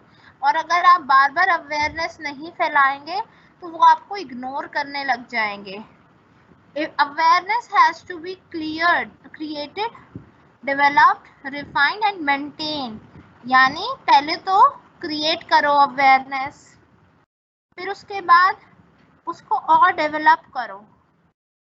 यानी एक बार मुझे पता चला कि ये प्रोडक्ट है, दूसरी बार में उनको बताओ कि ये फीचर्स हैं, फिर रिफाइन करो उसको, यानी और बेटर इंफॉर्मेशन देते जाओ और बेटर एडवर्टीजमेंट बनाओ और फिर मेंटेन भी करते रहो। यानी कि एक महीना एडवर्टीजमेंट की, अवेयरनेस हुई, फिर भूल गए, लोग भी भूल जाएंगे आपको। So that is how you need to keep them engaged. The objective is to create the awareness about the product amongst the largest audience. Next, comprehension. Awareness on its own is not sufficient to stimulate a purchase. यानी सिर्फ awareness होना product के बारे में काफी नहीं है, उसके बारे में knowledge create करना भी बहुत ज़रूरी है। जैसे कि अगर मुझे पता है कि ये प्रोडक्ट मार्केट में है, जैसे मैंने आपको बताया था, मैं सिर्फ आपको बता देती कि फिलिप्स का टूथब्रश है मार्केट में। अब अवेयरनेस तो आ गई, आपको पता चल गया कि वो मार्केट में है, लेकिन आप खरीदने के लिए राजी थोड़ी हो जाएंगे जब तक उसकी नॉलेज मैं नहीं दूंगी कि कितने का है, क्या क्या फीचर है, क्या क्या फायदे हैं। तो सिर्फ awareness is not sufficient. However, it is the primary objective, but it is not sufficient. You have to create the comprehension, you have to create the knowledge, you have to create the interest among people to purchase that product. Conviction. जब एक बार interest create हो जाएगा तो उनको उनके conviction को strong करना पड़ेगा कि yes, this is better than others, this brand should be purchased over others. तो यहाँ पे आप उनके माइंड में कॉन्विक्शन क्रिएट कर रहे हैं या डिजायर क्रिएट कर रहे हैं परचेज करने की कि why it should be preferred over other brands. Lastly, action. This is the final step which involves the final purchase of the product. The objective is to motivate the customer to buy the product. Finally, लोगों को persuade करना है उस product को खरीदने के लिए। Next, what are the advantages of DAGMAR model? तो क्या क्या फायदे हैं डैगमार अप्रोच को फॉलो करने के? एक तो हमारे पास रिटन गोल्स होते हैं। आपको 70% स्कोर करना है बीकॉम में, तो आप उसको लिख के रखेंगे कहीं डायरी में, तो आप उसके लिए मोर फोकस्ड रहेंगे। तो डैगमार अप्रोच जो है आपको हेल्प करता है रिटन गोल स्टैब्लिश करने में। दूसरा है स्पेसिफाइड टाइम फ्रेम। जब हम कोई गोल सोचते हैं तो उसके साथ हम टाइम भी सोचते हैं। अब आपने ये सोचा है कि ग्रेजुएशन 70% मार्क्स के साथ करनी है, ये भी तो सोचा होगा कि 3 साल में ही करनी है, ये तो नहीं कि 5 साल में 70% लेने हैं, नहीं।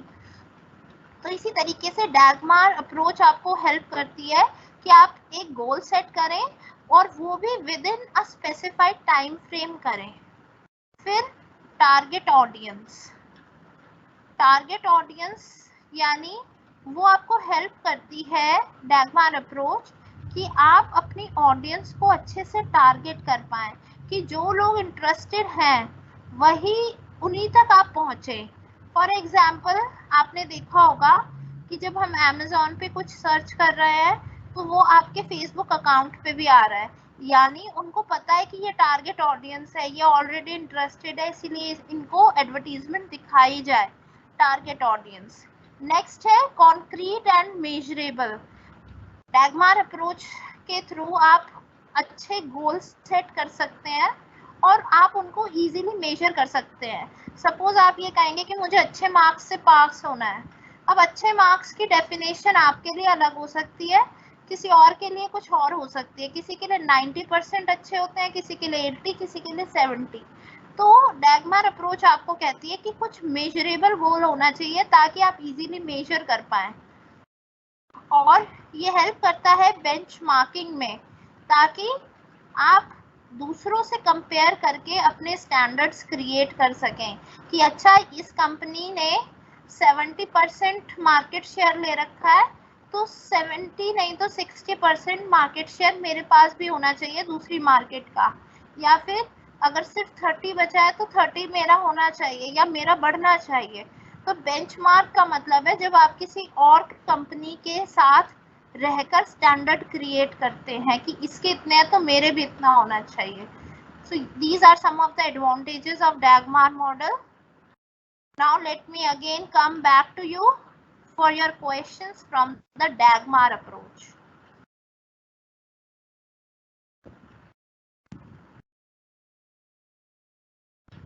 हाँ, ये पीपीटी भी मैं सेंड कर दूंगी।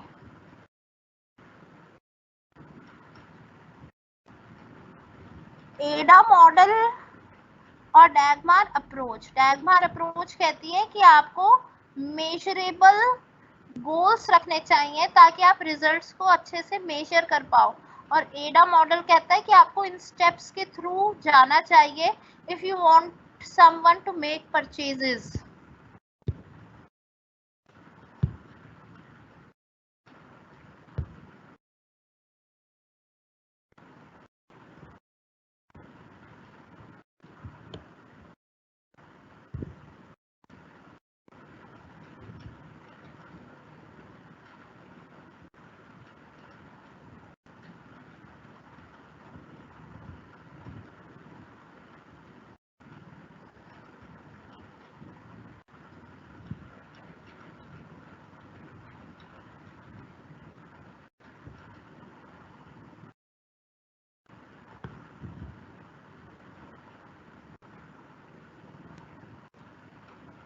ACCA stands for awareness, comprehension, conviction and action। तो पहले अवेयरनेस क्रिएट की जाएगी, फिर कॉम्प्रिहेंशन। कॉम्प्रिहेंशन का मतलब है कि लोग आपके बारे में इंटरेस्ट लेने लगेंगे, नॉलेज लेने लगेंगे। फिर उसके बाद कॉन्विक्शन क्रिएट किया जाएगा, जब लोगों को लगेगा कि हाँ मैंने फैसला ले लिया है, ये वाला प्रोडक्ट अच्छा है। और फिर एक्शन लिया जाएगा, यानी वो फाइनली जाके परचेज कर लेंगे। स्पेसिफाइड टाइम फ्रेम का मतलब है कि एक टाइम फ्रेम आप सेट करते हैं कि इसमें आपको गोल को अचीव करना है। ऐसा नहीं है कि ठीक है 10% इंक्रीमेंट चाहिए मुझे सेल में, तो वो चाहे 10 साल में हो या 20 में, नहीं, मैं लिखूंगी कि 1 साल में मेरा 10% इंक्रीमेंट होना चाहिए। कॉन्क्रीट एंड मेजरेबल का मतलब है कि जिनको आप इजीली मेजर कर सकते हैं, नाप सकते हैं। जैसे अगर आप कहते हैं कि मैं अच्छे नंबर से पास होना चाहता हूं, तो आप उसको मेजर नहीं कर पाओगे कि अच्छे नंबर क्या होते हैं। लेकिन अगर आप कहोगे कि मैं 70% से पास होना चाहता हूं, तो वो मेजर हो पाएगा। तो मेजरेबल होने चाहिए गोल।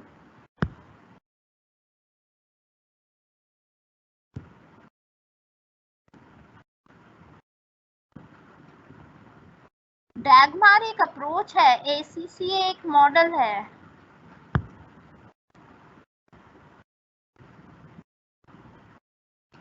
हाँ, ये सारे मॉडल्स में बहुत छोटे छोटे डिफरेंस है, क्योंकि अल्टीमेट गोल हर चीज का परचेज करवाना ही है।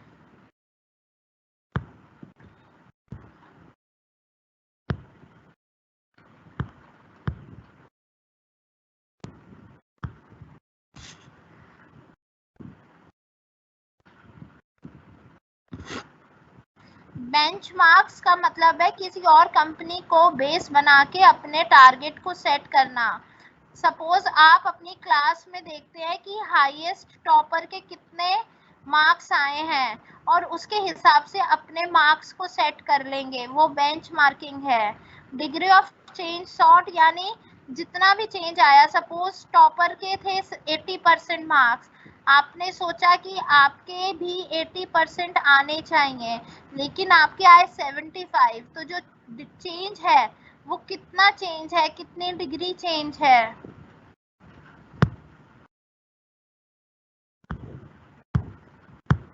फिर आप सोचेंगे कि क्यों चेंज है, वो क्यों आप अचीव नहीं कर पाए।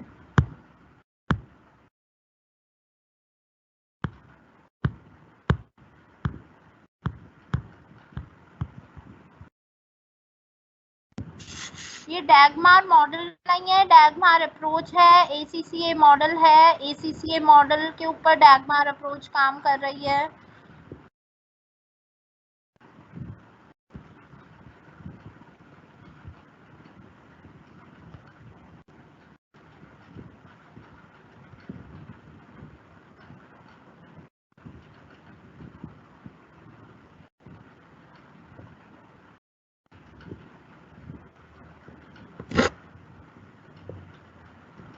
डैगमार अप्रोच कहती है कि मेजरेबल गोल्स होने चाहिए रिजल्ट्स को नापने के लिए, और वो मॉडल जो है वो फॉलो कर रहे हैं ACCA, जिसमें कह रहे हैं कि पहले लोगों को, आपको अपनी एडवर्टीजमेंट जब सेट करनी है तो पहले उनको अवेयर करो, फिर उनको कॉम्प्रिहेंड करो, फिर उनमें कॉन्विक्शन क्रिएट करो, and finally that would lead them to the action. और जब आप उसको मेजर करेंगे, जब वो एक्शन में कन्वर्ट हो जाएगा।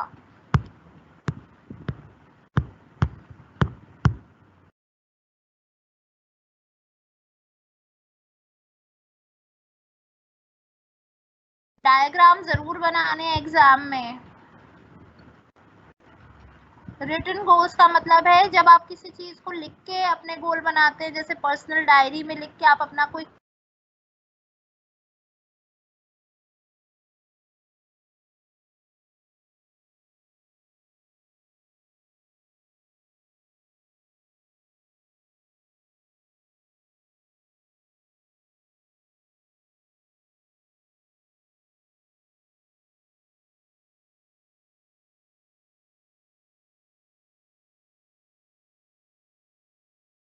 हेलो कौन, आई hope it is clear. Model है, मॉडल जो है, मॉडल का मतलब होता है कि किसी एक चीज को अचीव करने के काफी सारे तरीके हो सकते हैं। उनमें से कुछ मॉडल्स मैंने आपको बताए जो ऑलमोस्ट सेम है। अप्रोच होती है कि आपको वो कह रहे हैं कि एडवर्टीजमेंट को बनाने से पहले आपके पास कुछ गोल होने चाहिए, ताकि आप आगे चल के अपने रिजल्ट्स को मेजर कर पाए। तो वो मॉडल नहीं है, वो कुछ पाथ नहीं बता रहे आपको, वो आपको एक फिलॉसफी बता रहे हैं। मॉडल है जिसमें आपको पाथ बताया जाता है कि कहाँ तक पहुंचना है, कैसे पहुंचना है। अप्रोच आपको बताती है कि क्यों पहुंचना है। I hope it is clear. Now let me go back because we are left with the 20 minutes and I have to complete today's lecture. So let me go back. Here we'll discuss the target audience. Dagmar claims that the target audience is well defined. A group of potential customers who have the highest likelihood of purchasing the product is the target market. तो target market की इसमें definition दी गई है कि जो लोग सबसे ज्यादा लाइक्लीहुड रखते हैं एक प्रोडक्ट को खरीदने के लिए, वो टारगेट ऑडियंस होती है। फॉर एग्जाम्पल, अगर मैं कोई मेन परफ्यूम बेच रही हूँ तो मेरी टारगेट ऑडियंस सिर्फ मेन होंगे, क्योंकि ये एक पर्टिकुलर सेगमेंट के लिए प्रोडक्ट बना है। तो टारगेट ऑडियंस जो है वो ग्रुप होता है जो मेरे प्रोडक्ट को फ्यूचर में खरीद सकता है। सपोज मुझे कोई लग्जूरियस कार बेचनी है तो मैं मिडिल क्लास लोगों को टारगेट ऑडियंस में नहीं मानूंगी, क्योंकि वो मेरी कार को खरीद ही नहीं सकते। तो target audience, the people who have highest likelihood to purchase your product. Identifying the target market includes the process of demographic, geographic, and psychological segmentation. The target market can be segmented into primary and secondary groups. यानी आप target market को कैसे classify करते हैं? It is the process of segmentation, यानी segment किया जाता है किन बेसिस पे? डेमोग्राफिक बेसिस पे, जियोग्राफिक बेसिस पे और साइकोलॉजिकल बेसिस पे। पहले हम बात करते हैं डेमोग्राफिक बेसिस पे। डेमोग्राफिक, जैसे अगर मैं कोई प्रोडक्ट बना रही हूँ जो सिर्फ यंग जनरेशन के लिए है तो एज ग्रुप के अकॉर्डिंग उनको क्लासिफाई कर दूंगी, या फिर कोई ऐसा प्रोडक्ट बना रही हूँ जो सिर्फ लेडीज के लिए है तो उनको जेंडर के बेसिस पे क्लासिफाई कर दूंगी। कोई ऐसा प्रोडक्ट बना रही हूँ जो सिर्फ एलीट पीपल के लिए है तो उनको सोशल क्लास या इनकम ग्रुप के बेसिस पे मैं क्लासिफाई कर दूंगी। तो यानी डेमोग्राफिक्स के बेसिस पे मैं उनको सेगमेंट कर रही हूँ। जियोग्राफिक बेसिस पे सपोज मैं कोई ऐसा प्रोडक्ट बना रही हूँ जो सिर्फ इंडियन पीपल के लिए है तो मैं उनको जियोग्राफिकली सेगमेंट कर दूंगी कि this is only the Indian audience would be my target audience। या कोई प्रोडक्ट बना रही हूँ सिर्फ गुजराती लोगों के लिए तो only Gujarati people would be my target audience। Next है साइकोलॉजिकल। साइकोलॉजिकल जैसे royal Enfield bullet bikes are there for a special kind of people who are adventurous। या फिर मैं थम्स अप की बात करूं, या फिर कुछ ऐसे प्रोडक्ट्स होते हैं जो एक सर्टेन टाइप ऑफ पीपल के लिए होते हैं, जो जिनका एटीट्यूड अलग होता है, जो अलग इंटरेस्ट रखते हैं। जैसे मैं कोई प्रोडक्ट बना रही हूँ और related to painting, paint colours हैं तो वो सिर्फ उनके लिए है जो those who are interested in painting या उस तरीके के आर्टिस्ट हैं जो उनके लिए बना रही हूँ। तो इस तरीके से सेगमेंट किया जाता है टारगेट ऑडियंस। अब उनको हम प्राइमरी और सेकेंडरी ग्रुप में टारगेट कर सकते हैं। प्राइमरी मार्केट है, प्राइमरी मार्केट हम किन्हें कहते हैं? Primary markets are the main target audience on whom the marketing efforts are mainly focused। तो प्राइमरी मार्केट तो होती है जिनके लिए बेसिकली वो प्रोडक्ट बनाया गया है। सेकेंडरी मार्केट होती है, it is the target market audience on whom the marketing efforts will focus after the primary market। कभी कभी क्या होता है कि हमारी प्राइमरी मार्केट तो एक है, सपोज मैंने कोई मेन परफ्यूम बनाया है तो मेरी प्राइमरी मार्केट तो हो गई मेन सेगमेंट, लेकिन मेरी सेकेंडरी मार्केट होगी women segment who are purchasing the men perfume for their husbands, brothers, fathers और sons। तो सेकेंडरी मार्केट में भी कुछ ऐसे लोग हो सकते हैं जो मेरा प्रोडक्ट खरीदें, लेकिन वो मेन टारगेट ऑडियंस नहीं है। तो फर्स्ट प्राइमरी मार्केट में तो जो मेन है वो अपने लिए परफ्यूम खरीदना चाहते हैं, वो प्राइमरी मार्केट हो गई। सेकेंडरी में कुछ ऐसी लेडीज हैं जो मेन परफ्यूम खरीद रही हैं ताकि वो गिफ्ट कर सकें या दे सकें अपने हस्बैंड को, अपने सन को, अपने फादर को या अपने ब्रदर को या अपने फ्रेंड्स को। Okay, so that is how we define the primary and the secondary market। I hope it is clear।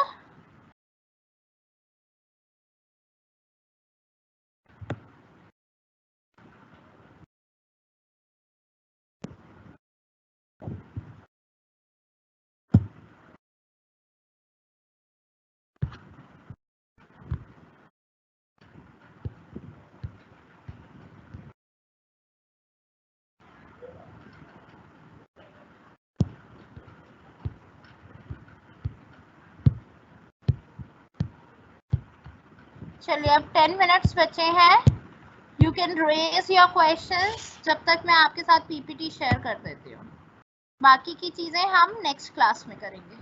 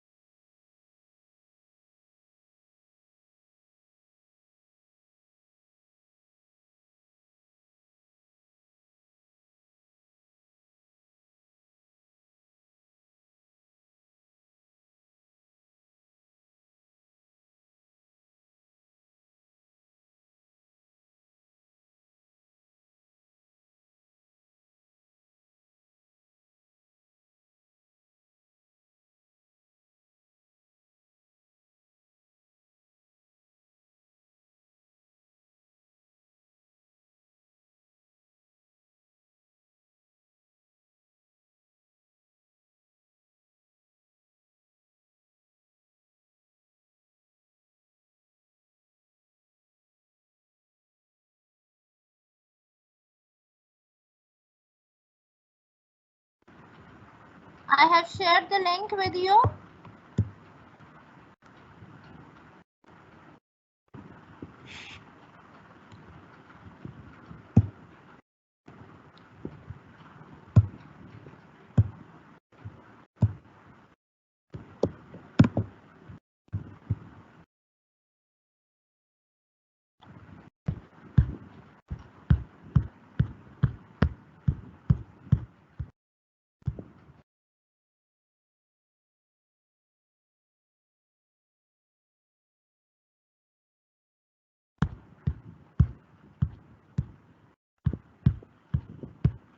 I hope you are able to click on the link and redirect to my PPT.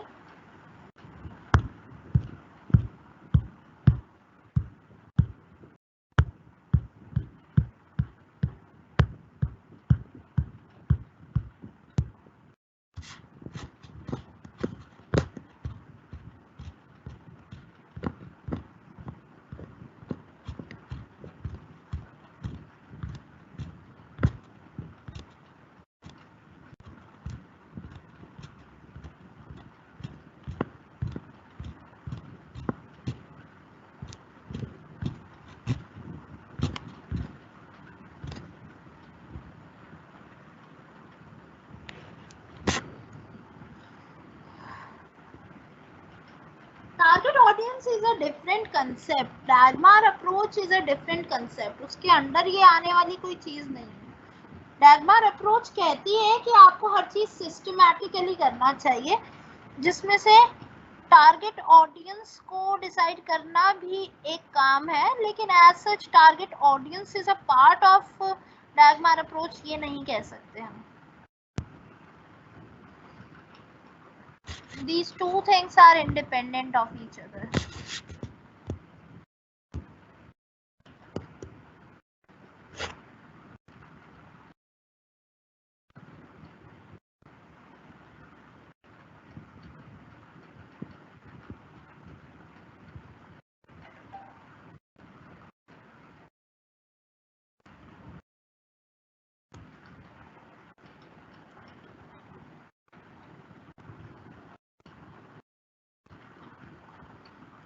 Flash sale is a part of comprehension.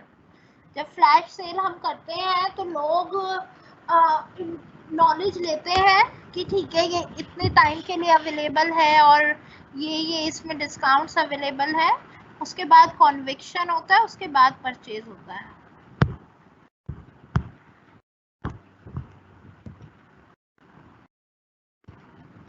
Link मैंने आपको दे दिया, it is already published. Link इसे link पे दोनों PPT हैं. एक बार link पे click करके देखो, दोनों PPTs are available.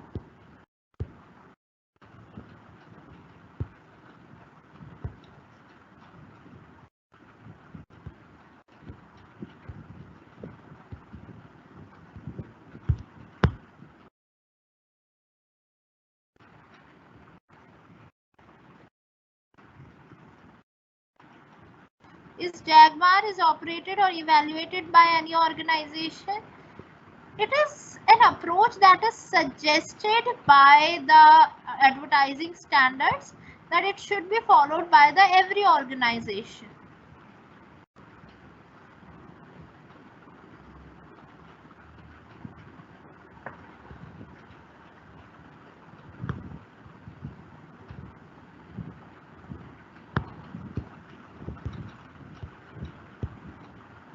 Book you can purchase of CB Gupta sir.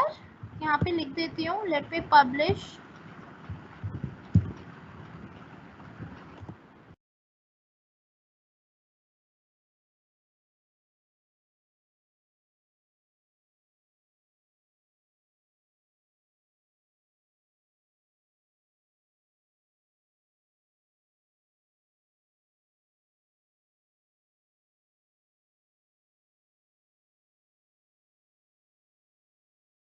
It is available on Amazon.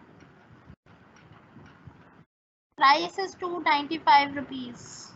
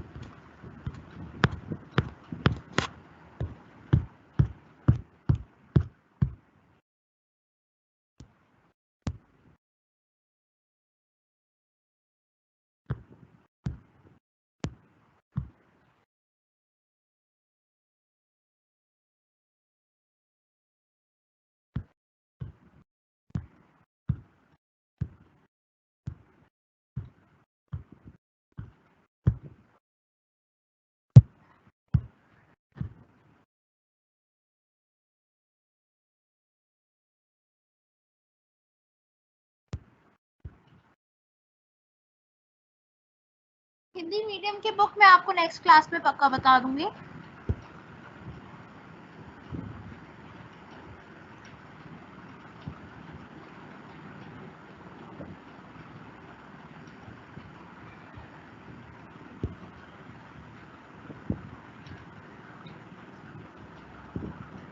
चलो, that's all for today. See you in the next class with other topics. Bye bye. Take care till then.